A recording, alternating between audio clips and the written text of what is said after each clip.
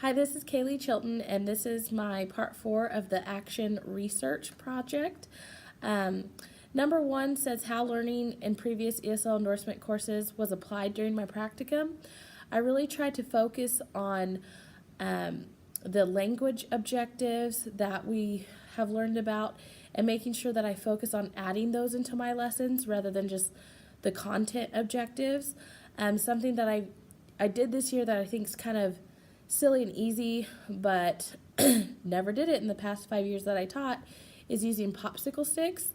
That just made those students who are kind of shy and don't want to really speak in front of the other people share their answers, and it's really worked well. And I've noticed kids becoming more comfortable and really just making them use their English to tell their answers to me and not just to the para. Also, graphic organizers is something I've taken from some of my previous courses. I've always been a fan of graphic organizers, but I've just got some more ideas on how I can do my graphic organizers. Number 2 says how my advocacy project addressed a need in our building and community. Communication with parents has been something building-wide that we've been focusing on. This year, what we've done with parent-teacher conferences has made the teachers have like a priority with their OP students, which is our study hall students, and we have to set a time with them, and we're talking to them more about like what they want to be in their careers, and we kind of follow them. And then after that, they can go to any other teachers in the building that they have questions for on their content classes for grades.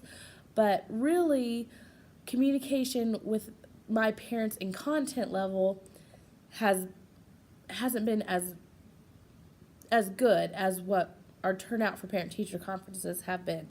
I've met with all my study hall kids, but I don't see many of my content level kids. So the project that I did with the video and sending it to the parents for them to view and kind of give their feedback on was really good, and it was fun. I hate being on video, but the kids had fun with it, and like we watched it together in class, and they all were laughing, and oh, there's me, there's you. So they liked it, and it was just something that I saw that was very beneficial. And some of the parents' feedback, I was surprised that I got some of their feedback. Some I didn't expect for them to return, but it was really good, and I hope to continue and do that in my classes in the future because it really was a great idea. So the summary of findings from my action research, what strategies did I find most effective? I put graphic organizers, I'm a big fan of them because I use them in my interactive notebooks that I use with students, and chunking and chewing the information.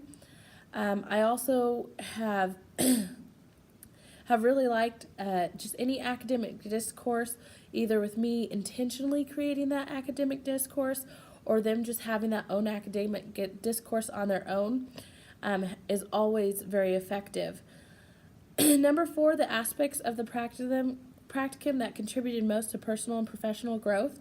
I would say doing the logs, because it really made me review my day-to-day lesson plans even after I did them. Like before, I was more aware of like, okay, am I getting that language in there, that language objective in there? And then afterwards, I kind of reviewed it and like, did it work? Did it not work? And even just comparing students from day to day, or from content material one day to a different content material the other day. And just focusing on some of those students and getting to hear their stories. I personally just love hearing those stories. I don't think it's done enough. There's just not enough time to get to know every single kid's stories. But just knowing a few, they're all so different, and so I really like doing that. Areas for future growth or investigation. I still think communication with parents is a big thing.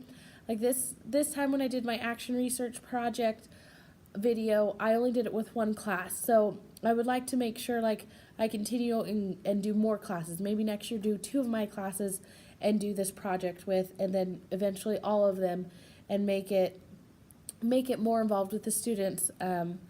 And maybe have them make the videos too eventually, because it's just something fun for them to see. I would also say I want to continue to investigate more of the language and speaking strategies, but more examples related to math. I know there's a lot of sentence starters, that's a good strategy and stuff, but I guess I would like to know some specific examples that I could use in my math content other than just say like the answer is or the next step is. And that's what I'd like to continue to grow in and investigate. So thank you for the class. It was a fun class.